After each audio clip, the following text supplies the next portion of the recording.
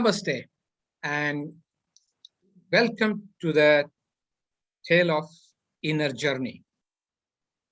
Today, I have a very special guest, and for me, this man is special on many levels, not just one level, but many levels. He is so special. He is so dear to me and so close to my heart. So in a way, I'm very excited to introduce him to all of you, and also honored that he allowed me to interview him and go deep into him and see what he is having inside. He's so wonderful that way. A man full of love, full of big heart, and who embraces the whole world into his love. So generous, so welcoming. So there is so many things that I can describe him. And I have known my friend Thomas more than 15 years now, I think. So in these 15 years, we have seen so many things in our life. So much has happened. And it's such a wonderful feeling to open towards him and see him open and watch each other grow. It's such a wonderful journey. So without delaying in it, I welcome Thomas to our program, and here we are. Thank you for coming. Thank you for being with us, Thomas. You're welcome. Okay, to start with, we'll usually go with the question of tell us a little bit about where are you from, a small background about you, and before you came to the world of yoga, where were you and what was happening in your life, so that we start from there. Well, I come from Madrid, the place where I born, and well, after having like an intense childhood in many ways, I always have like intense inner feeling of emptiness. I was educated by society, school, parents to, let's say, to create personality through externals, things, what you have, what you study, this belief, that belief, this idea, that idea. So I always thought that happiness was something outside me that I have to get. And that creates an inner feeling of emptiness that never stops. You can fulfill whatever you try to fulfill, but it's always empty. And I try many different ways, I guess, in my life to fulfill that emptiness, that insatisfaction feeling or something like this. And so through the years, I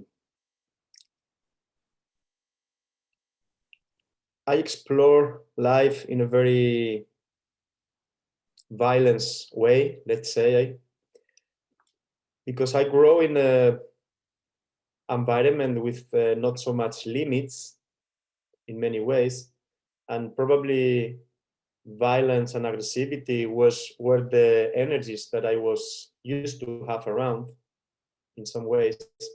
So I as soon as I was growing, I was keep doing to myself or being aggressive to myself in many ways, through physical violence, through a dark, long period of drugs and night and all these energies. I understood with the time that it was just, I think I was just trying to kill myself and I tried my best, but probably God had some different plans for me. So here I am. I was never expecting that I would reach that long in my life, but yeah,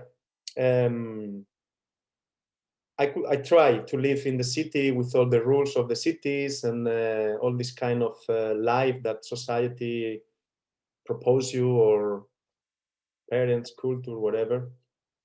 But and I tried, but I never felt realized, and I never felt like fulfilled, and I always have the feeling that there must be something else. There must be a different way of living. Just the feeling, just the sensation. I didn't know that life can be so big and so broad that you can really live in many different ways. I thought that that was the only way to live, you know, to study, to get a wife, have kids, get a car, a house, blah, blah, blah, working. And then you retire, you get your money, and then you're safe in a way. So without getting into much details, it was for me, as I see now, it was like a very dark period of my life inside. And yeah, I think I came from that dark roots, let's say, and in the process, I meet this yoga practice that in a way changed my life. How did that happen? How did you actually come to yoga? Like, Well, I was very, very lucky that Mhm. the uncle of my best friend, my closest friend in the childhood, uncle were a very, very special human being. Jose Luis Artiach is someone that I've been always very grateful to meet, kind of mentor in life, kind of, it was something very special, someone very special who was a Sivananda teacher, was one of that persons in Spain during the, we have a dictator for many years, and the society were like very, very rigid and didn't allow the free souls, you know, to live in their own way. So in that generation of people, so many people, real seekers, get out of the system and went to India to do the overland. And well, so he used to tell us just such an stories of that period of time, you know, where the real pioneers of all this, that generation that I really like, I owe them so much, you know, and I appreciate their wildness and their fresh, looking for God, looking for the sense of life, the meaning of life, looking for what we really are. And this kind of energies and stories makes me dream about being one of them, you know, and about breaking with all the rules and the system that I'm supposed to follow, and to go my own way. So my first approach was with this Jose Luis, who used to teach us just a little yoga here and there. But because of him, I end up in the Sivananda school in Madrid. But it was like a little piece of India in a urban jungle of Madrid. Wow. So the first time I went inside is probably the first time I smell an incense. I listen to beautiful Indian music and mantras and kirtans, and I taste the ghee for the first time. Wow. So it was like a bubble, but I could feel the meditation, the kirtan, the practice. I was so stiff because my first step also to yoga, because it was because I used to climb mountains, alpinist style, and I injured my knee and my back. You know, when you're a teenager, you think you're Superman with 20, 30 kilos on the back and you can jump, and no problem in that time. But then at the end, I had some problems. So my knee and my back get injured, and the only thing that I could do to heal was to swim, and someone suggested me to do some yoga. So these things happen, and it wasn't for the first time like full-on yoga, because I was still having some dark patterns in my life. So I was mixing the two extremes of light and darkness. And slowly, this fight between the dark and the light, you have to choose, because you cannot combine both. So slowly, I was going more into the yoga practice and less into the dark side of the moon, let's say. And slowly, I was also very lucky that the auntie of one of my best friends was the first Iyengar teacher authorized in Spain, a woman, Marta, which is for me a reference. And she had this seriousness of Iyengar that makes me understood the seriousness of the practice, discipline. That is not a joke. This is not something to play with. You can fake, you can pose, you can whatever. This is something really like really serious, and this is why I went to her classes and I for a period of time, and yeah, I was learning so much about the real practice of yoga, not only the postures and the depth of this work.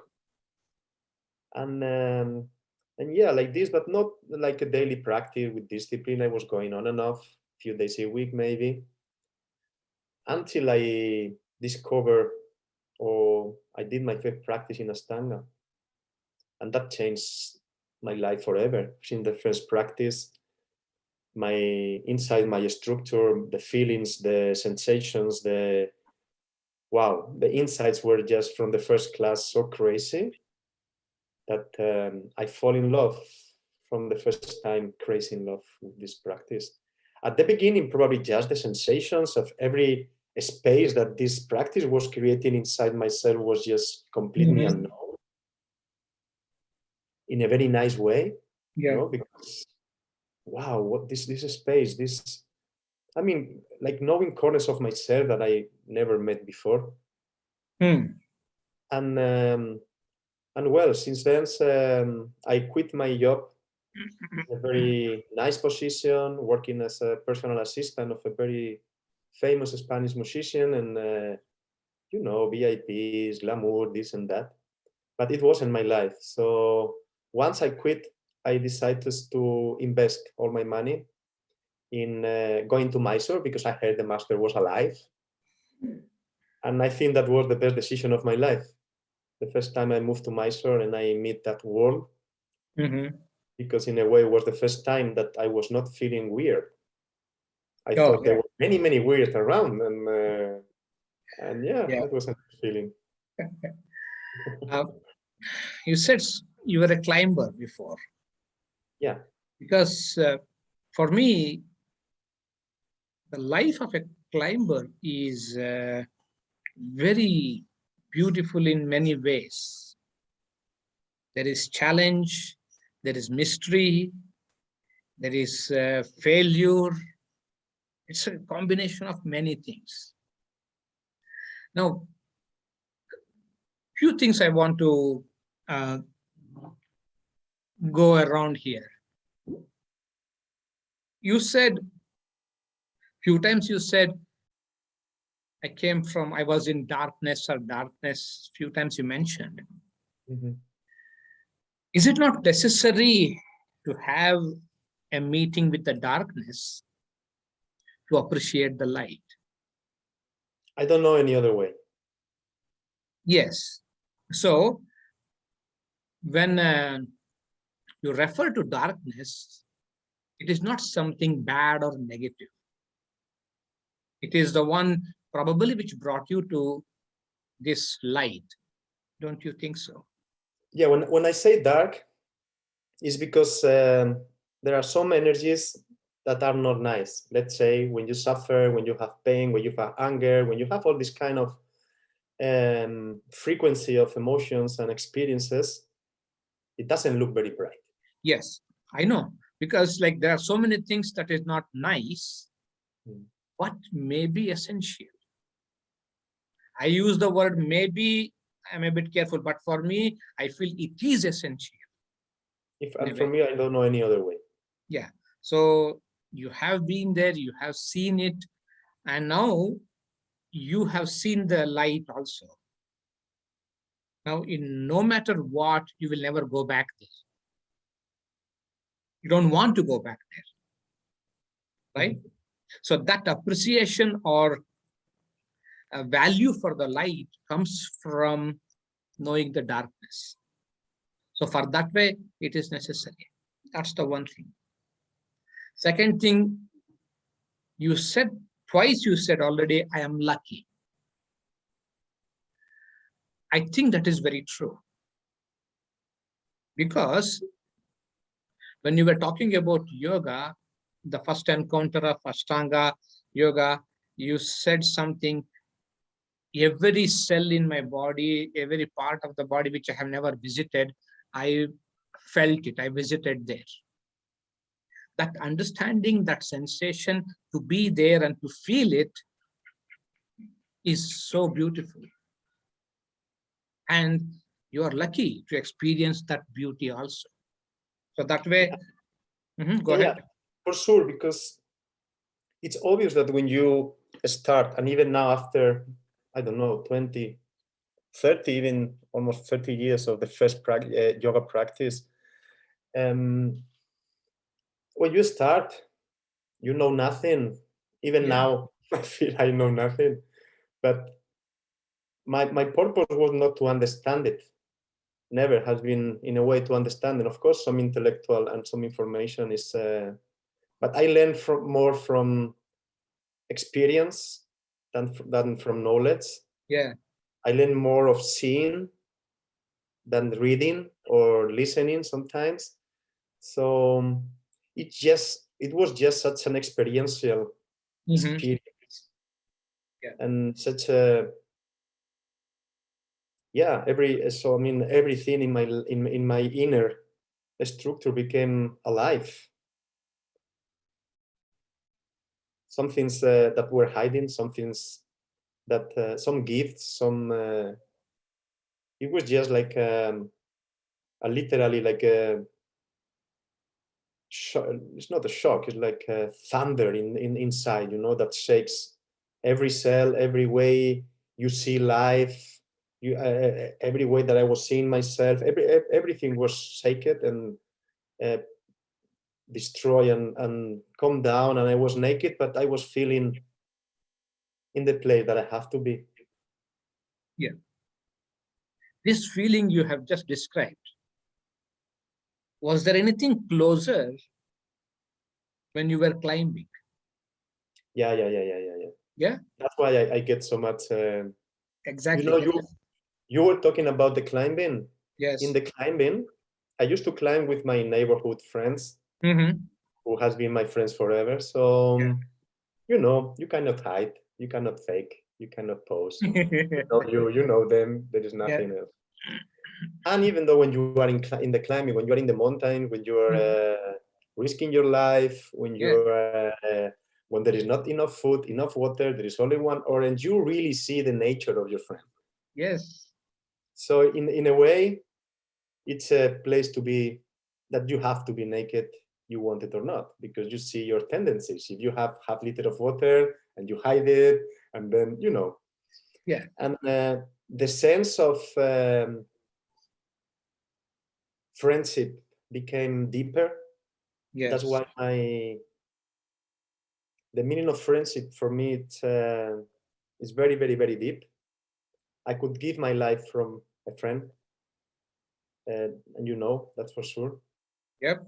And the sacrifice, when you have to sacrifice yourself for the benefit of others, let's say when you are injured and you make the group go slow and maybe having more risk, and then you have to take the decision by yourself to go back, even to quit the climbing.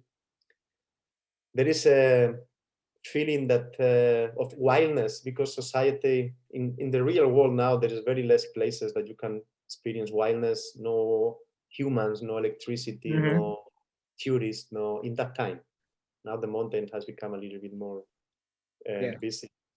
But that feeling of the energy of nature and the connection with the 5 elements, with the earth, because you are always pushing the earth, with the water, the snow, the rain, your own water, fluids, everything, the fire, so important, the fire in the snow, the cold, the temperature, so extreme, everything, the air, so pure, so so natural. And that connection with the elements is the feeling that I have in 1 square meter in my mat the first time I practiced ashtanga. Yes. I was having the same feeling that in the mountain in 1 square meter. And in the mountain, when you go to a level, you just don't identify yourself so much with the mental process, but you identify more with energies. Yeah. And I was feeling my energy very connected to nature, to Mother Earth, to the elements, to life in so many ways. And you are struggling a lot, Yeah. but it's just like an example of life, you know. You make a, let's say, like a goal. You go there, you try, you fail, you're suffering, you go, today is not possible, maybe at the end.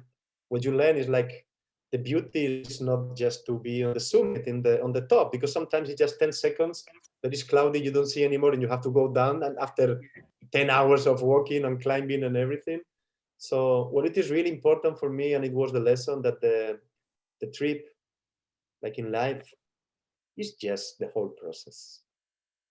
No? Since you start thinking in Madrid, okay, let's make the next weekend a trip, and the whole preparation and the excitement, and then your friends, and then getting out of the urban jungle and the society and getting to the wild, being alone, eating by yourself, cooking by yourself, sleeping in a small tent. But it was such a nice feeling and such a wild. I miss it so much. I tried to go back a few times, but my body doesn't respond so much to this. As you said, you cannot put a 25 kg backpack on your back and you cannot jump now. Not anymore. But the connection with the mountain, it's very special. See, it's sometimes it has its own language. It communicates to you in a different way. That you don't get it in anywhere, because it's true, it's real. The mountain doesn't play games, or it doesn't hide or anything. Straight. And yeah, you make a mistake and you lose it. You get it. Yeah. So that respect grows for the mountain, and respect for yourself also. So your alertness will save you. Your caution, carefulness will save you. Otherwise, Madness, emotions. yeah. And mountains have no mercy. They don't have any mercy, or they are like just like hit you. So, in your own way, in your own experience, how do you describe that connection between the mountain and you?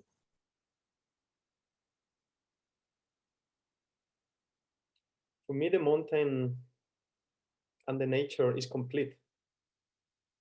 There is nothing missing there. Yeah. There is no, in the mountain, there is no the hole of emptiness or voidness, or it's just, I think it's the energy of life that you can feel, because in the mountains start the life, the water, the rivers, and just to be connected with that energy, with the source of life in a way, connect with your own source of life, with your inner strengths, with your inner weakness, with your, with all your gifts as a human, and the connection it is very difficult to explain. It's like to explain with words, you know, but it's like, how can I explain God with words, you know? It's a feeling, because I felt God so many times, saving my life and putting me like in situations very challenging, and I felt energies that I couldn't explain even with these words, but it has a very similar feeling of love, not the human love, but love, the real integrity, unity. I was just sometimes in some levels, I was just disappearing in the mountains, and I was just becoming the mountain, you know, and becoming the snow, and becoming the.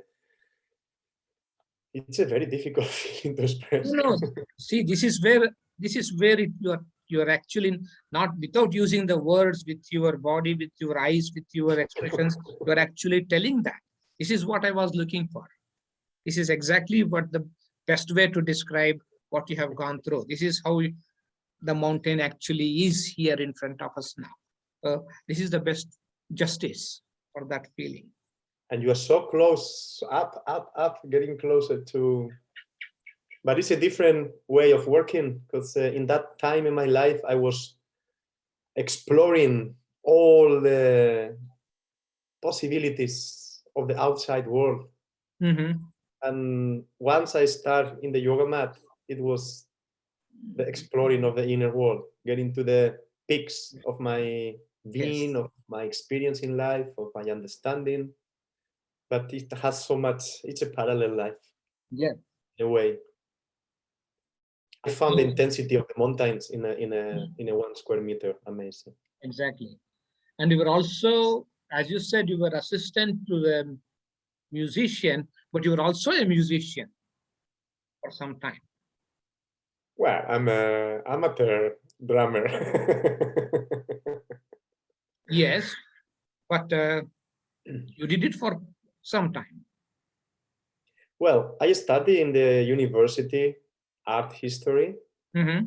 I always been interested in history, because I know I mean I think that looking back and to see how the humans has been doing with their own mistakes and successful and this, I learn a lot about humans just looking at the past, and it helped me to understand the evolution of the human consciousness and the human lives, and also the art for me is the highest expression of humans.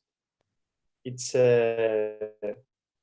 is what makes us human, I guess, because I don't know, if some aliens came from another planet, the first question I would like to ask them is like, do you have music? Because if they have music, there is some heart must be there. Yeah. No, if there is some artistic expression, heart is there. If not, it's a cold country, cold beans or whatever. So for me, and to be an artist, it doesn't means, or it doesn't has to be always related to create masterpieces or create a painting, a sculpture. No, I've seen people like you and like other friends, and this is what I try to do to myself, like make my life my best art work. Mm-hmm. The way I live, the way I act, the way I create energies around myself. I just want to be an artist. Mm. And you are. Well, I do my best. uh, Tell me about your experience with swimming. With, Because swimming, because well, I wouldn't ask this question if you were just a swimming pool swimmer. no, But for me, I know the you are. swimming, I live in an island in Yeah, Ibiza for 20 years. yeah. And in the same way that when you live in the mainland, there is a limit in the Mhm. mountains that people doesn't go, and Yeah, you lost so many experience in life because of that. In the island is the same line as the ocean. Maybe you yeah. cannot go to the ocean, but you are missing the beauty of these energies. Mhm. And for me, the ocean, just to look at the ocean, immensity, that not understanding of what I am seeing, it's also, I have the same feeling of God there, but Mhm. it's also very scary. It was very scary for me. So for many years, I did my course in. I'm captain in a boat, so I can Yeah, sail. Let's yeah, say. yeah. Again, it was on top of the ocean. It was a kind of safety. But then with the years, I faced another fear of being deep in the ocean, because I have a very bad feeling with small spaces. How do you say? Agoraphobia, Claustrophobia. claustrophobia. Sorry, yeah. And for me to be in a cave with no air and I can create a panic attack in me. So I was thinking that in the ocean would be the same feeling, that I was going to be like scared. So I faced it. I did the scuba diving course. Mm-hmm. I did it also during the night, which is the most scary thing I ever. I was really like full of fear, but I needed to face it with a friend that I trust a lot. And again, for me, it was like breaking mental limitations, fears that are not maybe real. And it was like breaking also the limit of a new element, like water, not in a pool, not in a river, not in the ocean, in the big scale. And that feeling of floating, flying, and in that, because the sound is different, how to breathe, everything is different, your body reacts a different way. But again, the connection with this nature in that level, we are the foreigners there, and just a visitor in the ocean. It's not our natural environment. But with a lot of respect, and how many you go there and you just pray to be one of them, and again, you access to a beauty that if you are not ready to break your limits, you will never experience.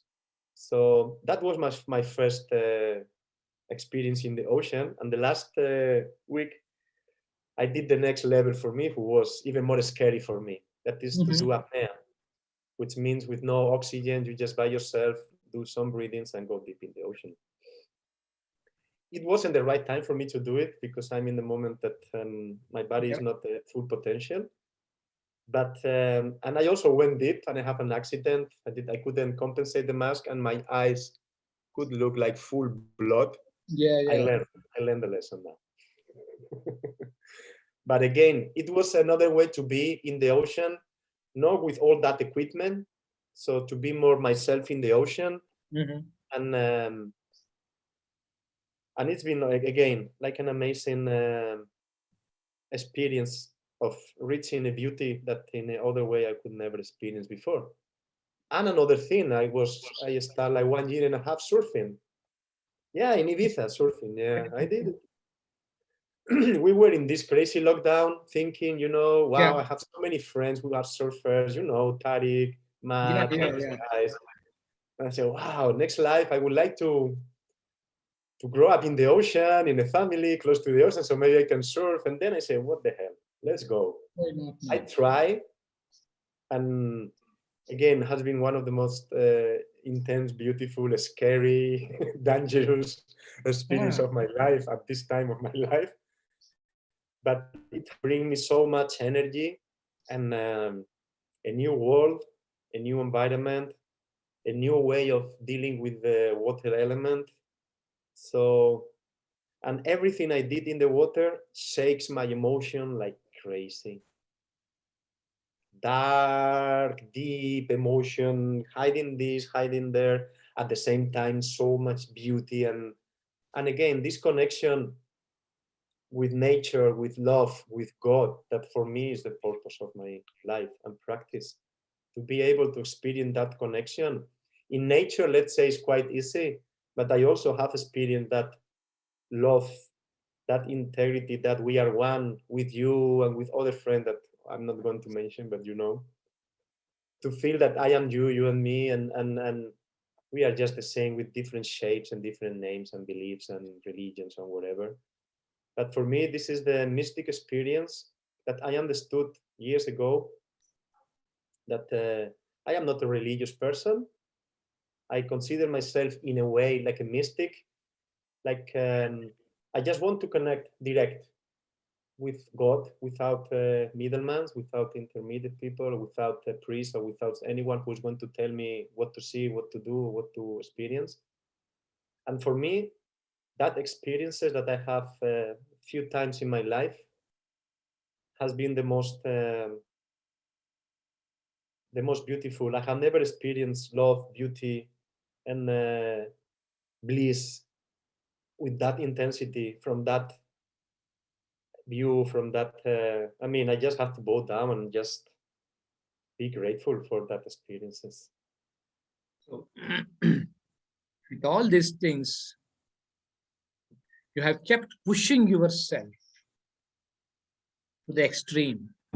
You have pushed yourself. Two things. One, to keep pushing or to even push once to that level takes a lot of courage or a trust in the self.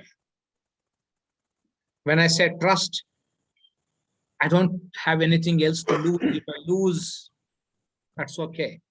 Or I know that I'm going to be okay. That's the trust. And courage means you know there is danger, but you still go. Have you noticed these two in you? That you have quite a bit of that. Maybe from that perspective, you're right.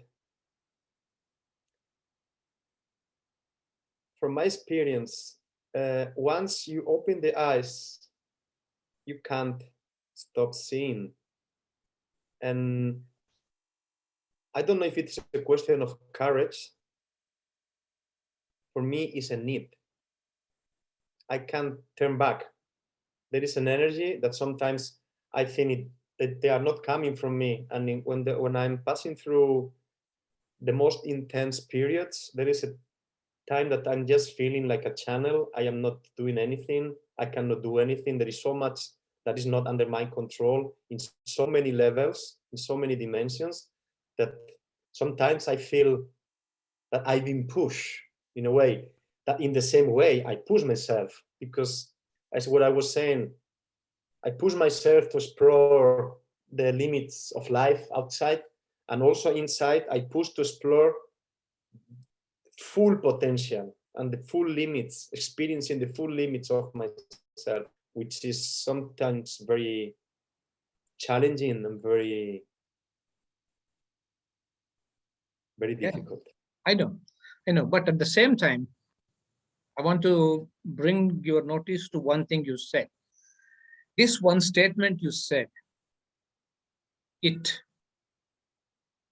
describes everything about you, the depth and the beauty and everything that you are. And you said, once you open your eyes, you cannot stop seeing. To say this statement, to make this statement, I can repeat it after listening to you. I can write it down and I can say it somewhere else and make it my statement. But the way you said it, the way it came out in its pure originality, it tells where you are, who you are, the beauty of the man, because that's where my justification of talking to you today. Because no ordinary man can make that statement. It's not an ordinary statement. It is so full. It's kind of a pregnant statement, like it's so full there. Once you open your eyes, you cannot stop seeing. It just opens so wide. That's so beautiful what you said. Yeah, it opens so much that sometimes the structure as a human, mentally, intellectually, emotionally, is something that you have to surrender, because my system cannot really assimilate the vastness, the huge perspective, the huge view that sometimes you can experience in the way. And also I experience with my students, once you start practicing, once you start looking to yourself, you cannot go back and fake yourself. So many people do it with anesthesia, different kind of anesthesias. But once you start in your own rhythm, in your own way, in your own path, it's very difficult to go back. You can fake yourself, you can cheat yourself, but the process has to start for some reason, and it never ends. Not in this life also. Yes, it's never ends. So that's the most beautiful part of it. And that's where I will come back to the first statement you said about the darkness. That darkness which shook you, which troubled you, which gave you pain, has also given you the strength to push your limits. Keep going. Come to the edge and say, I will take one more step. That strength is from that dark, painful period. So these are all complementary, both. They are not against each other, or they are not against Thomas. They are making something. See, it's a sculpture. So much of hammering is necessary. But every hammer is painful, every blow. But the outcome of the sculpture is so beautiful. Yeah, what I was trying to explain is like, for me, what you see maybe as a strength, that, yeah, Yes. maybe it is a strength, or but once you're used to a level of suffering or difficult experience, let's say, when you are in the top, when you're everything doesn't look so so difficult. Let's say, like, it's like when people tell me, like, wow, to wake up every morning at 5 a.m. during 20 years, this must be tough. Like, strength, you need the strength. Like, I don't see the strength in that because I'm used to that. But I have to recognize that there must be some strength, because there have been so many situations to give up. Yeah. Not only mentally give up, and and here I am. Here I am. Without giving up. Yeah. Where does that determination, where does that discipline come from? I don't know. I've never been a discipline. I was chaotic. I'm still feeling chaotic, but I've never been so. Yes, but now you have a discipline. Yeah, I have it for sure. Yes, that's what I'm telling. Like, for 20 years, you have been waking up. You have been in practice. You will, if given a time, you will never miss the practice. And when you are in Mysore, I have seen it personally. I have seen you practicing at 2:30 in the morning when you were teaching us. Remember that? It would be so cold in the morning by the time we would come there for the class, 5 o'clock. Yeah. So that determination, that discipline, that feeling that I have to do is somewhere, it is coming from some strength, some magic is there. And I think in Kumar is Shiva's energy that helps me to keep trusting in what I'm doing. I don't know if that, because I cannot feel that is something from inside, fully inside.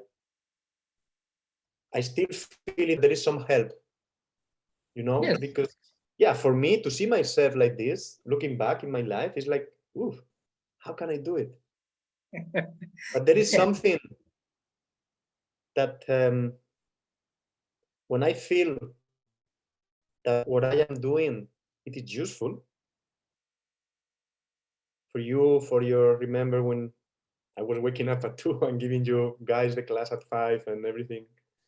And when I see you getting out of the class happier, better, feeling good, and all the people around, it's like, ah, man, this is my, it is vocation in English, the word vocation? No.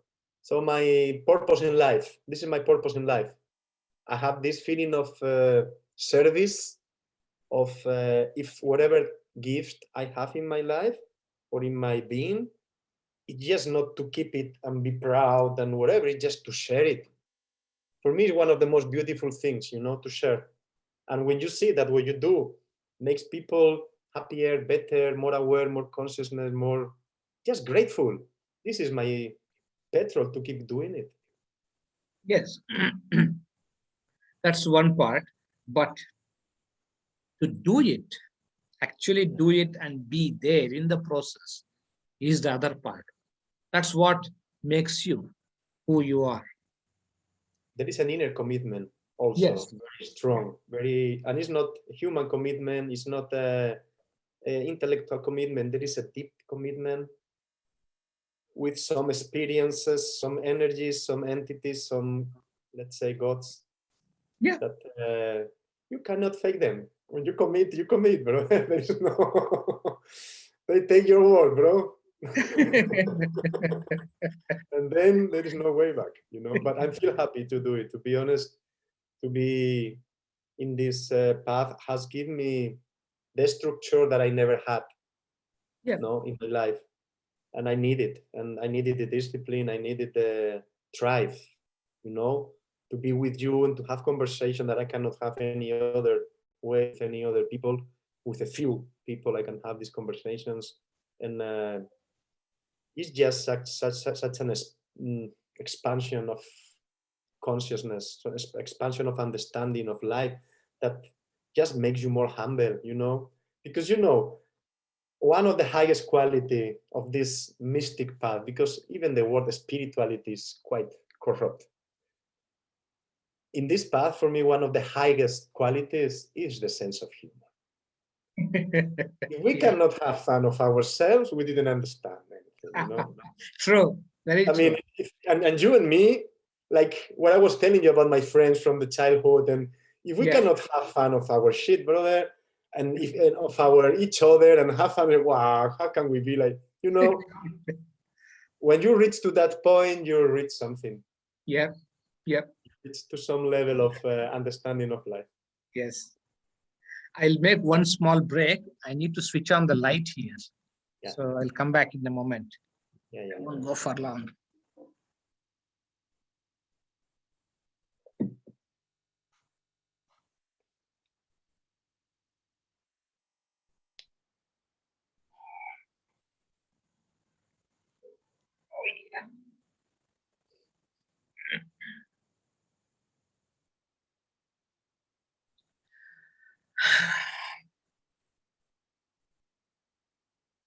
Okay.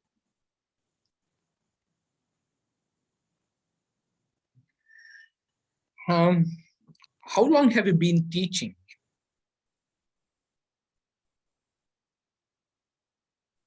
15, 20 years? I went the first time, I think, in 2003 or 4 to Mysore. 4. 4, so that means already 15? A few years already. Yeah, around a little bit more of 15. Well, officially less. No. Yeah, officially and unofficially, it doesn't matter, but you are teaching. So yeah, I was sharing this practice since the first year I went to Mysore. Yeah. So 16, 17 years now. Easy. Yeah. So in this period of teaching, as a teacher, you have evolved. Sure. Yeah. Because I also know myself, like when I first started, and then later on, what you have become. Yeah. So if you look back into those 16, 17, 18 years of teaching, you, especially you, have a very special quality of your eyes. Not many people I have seen have that. You see something and there is something you understand. And what you understand, 90% you don't say to anybody, right? I know you. But how do you see your students? What is that you look in them?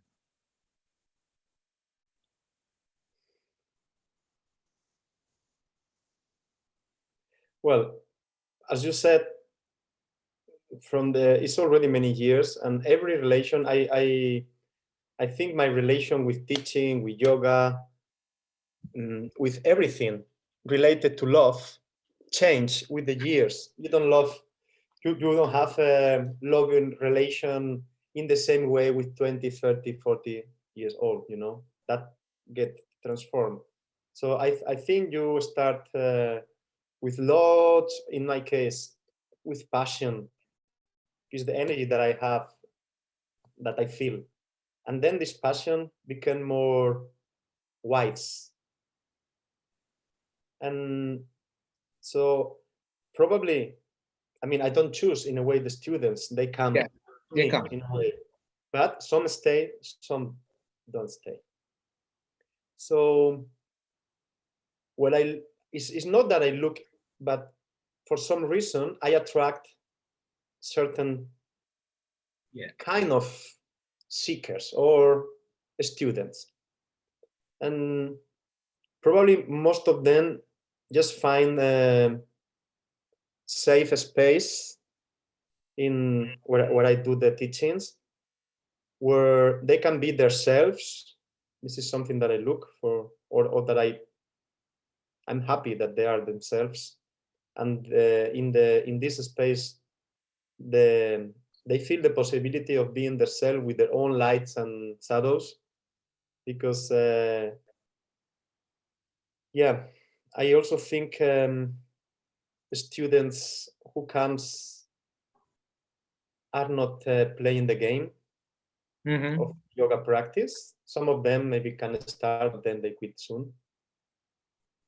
And the relation that I have with my students, the main ones, that some of them has keep coming for so many years, is more than the relation of even a student teacher. Is has become something deeper.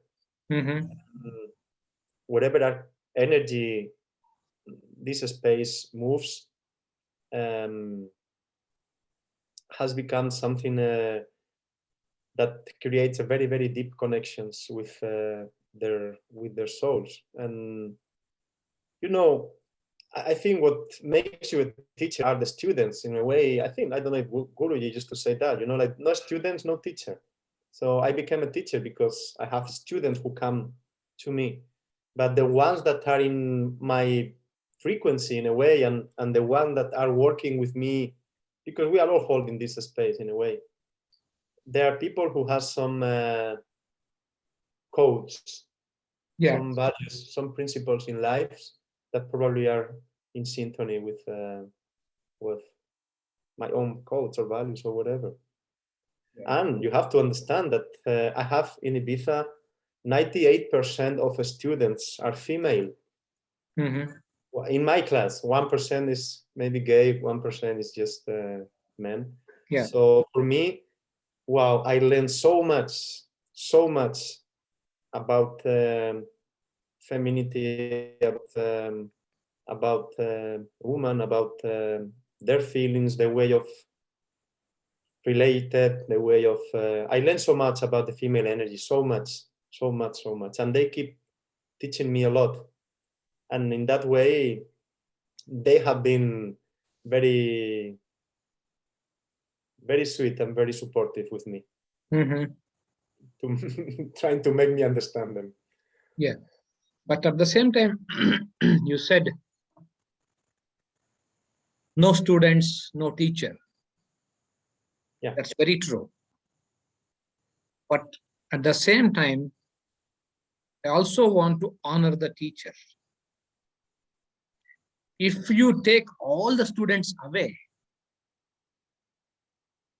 the teacher that is inside you will still be there, will still come out in a different form. Because you cannot just be there are so many teachers.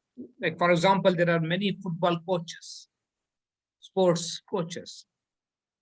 Some of them make difference in their students, some don't.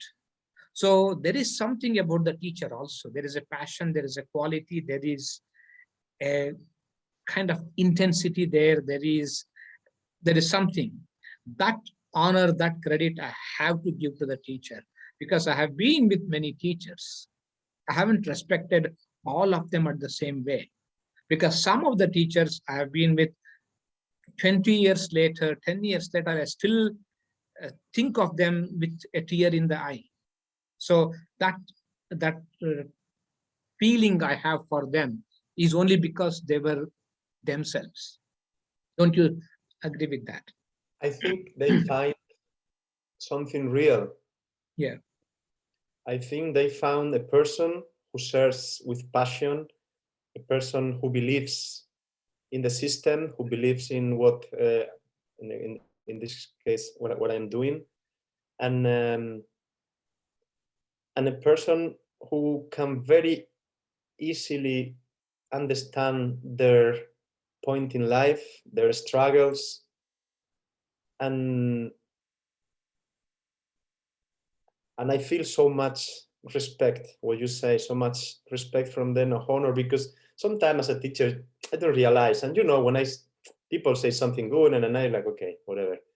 But so many, in all these years, so many people has come after the years. I am not your teacher anymore, but they come after the years and they say, you saved my life. What? How? I didn't, the way you are, the way you express, the way you hold me, the way you talk to me, the way you make me understand where I was, my life, my lights, my shadows, whatever, the way you you did it, saved my life. And this is for me, this is to close the circle of what I am doing. And it's been so many people in that way feeling so grateful that even with the years, they still come in and maybe they practice some different things on some other teachers, but they never forget this time. Because, yeah, so many people has a start with me, like many beginners, let's say. It's not that the super advanced levels students come to me or whatever. So in these beginners is where you can feel the freshness, the authentic need of knowing themselves or what's going on with this, what's going on, what's happening to me. And the practice itself is just open up, open up, open up. It's just a technique to open up, just rise the level of transformation, maybe speed a little bit, like more speed up a little bit the process. I don't know if I were not doing this, I don't know if my evolution, how would be the evolution, but in my experience, the practice in my students, I can see, and myself, it's just like a structure to open up, and a structure that you can include so many practice, so many meditations, so many experience in life in the structure of the practice, which is that giving you a little bit of anchor of solidity or integrity, in a way. What? That respect, that honor, that each teacher like you should recognize it, acknowledge it, and accept it. Because this, you can't see it everywhere. It's not so ordinary. This is a very special quality, very rare quality. Yeah, you know what I think, Kumar? How became the teacher I always wanted to be? You say it again? I have become the teacher that I always wanted to be. Exactly. Since I started with the practice, of course, I have my own reference, people that my idols, the people that I used to admire. And some of them I never knew, but I listened stories and the way they were doing. One of them has passed away very recently, Mm-hmm. Yeah. For me, this is the ultimate. Mm-hmm. This is the way I wanted to live in a place where I can teach honestly, with no marketing, no publicity, no social media, no blah, blah, blah, blah, blah, this kind of the yoga game that is now involved, with all these promotions of the ego self and all this shit. I just wanted to be a local teacher for local people and to be known in my island. I don't need to be known in the world or in my country or whatever. Just that they appreciate, my dedication, the energy, time creating in a way of authenticity and real work, not faking, not gaming, just the real inner work. And you know that for that you need to be ready and you need to have the courage. That's for sure. And not everybody has it. And you have it. I have it, and I don't know why all this legging promotion, they never call me to promote in their websites. I'm fit, I could fit that leggings, space leggings or whatever. Nobody called me, brother. No, I'm happy that nobody is calling you for that. Otherwise, you wouldn't be you. You wouldn't be a salesman.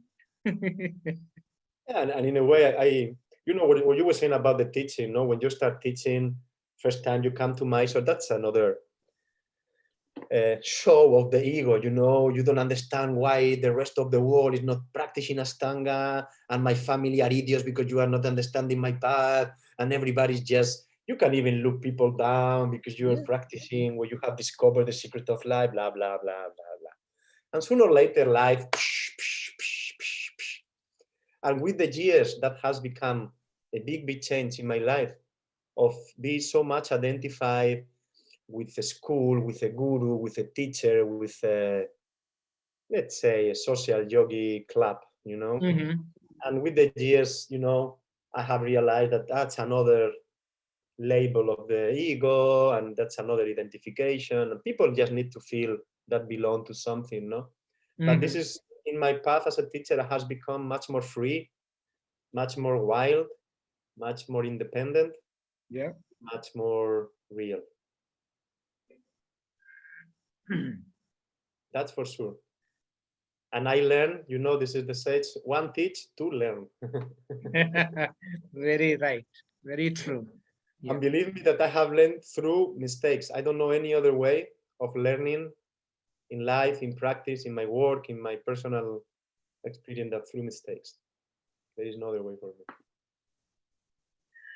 We have to stop here. Okay. Because you're coming to the end of the time-wise. So it's such a beautiful feeling to talk to you. It's like amazing. It's like, oh, I feel so good. Thank you for this. Yeah, Kumar, but I am who I am thanks to people like you also. Thanks to people who has the understanding, who has the courage, the patience with people like me, that you should depoison me and leave me alone. But I mean, thanks to people like you, I start opening levels of my being that were hiding, suppressed. Thanks to you, and so you and you know the people I'm talking about, that you are here, and thanks to you, I have been being able to be who I am. I cannot understand myself here right now without Kumar. I like that. Naga, Naga. Yes. I understand that. And also for me, it's very important. Mysore, at the beginning, it was just this sala, this practice, this name, this master. For me, Mysore, I can feel it like my first home. I can feel when I land there, I feel home. When I land in Ibiza, it's always challenging and okay, this is the place. But you open the doors of your heart to me. Yes. You open the doors of the full family to me, all over. You open the doors of your masters. You open the doors of, I cannot be more grateful. I don't know. Sometimes it's like, wow, this crazy Kumar, why this guy come to my life? But at the end, it's like, wow, so grateful, so grateful. You are inside me, and I'm part of you, and you know that. Thank you so much. Thank you. To see more inner journeys, please like, share, and subscribe. Press the bell icon to get notifications.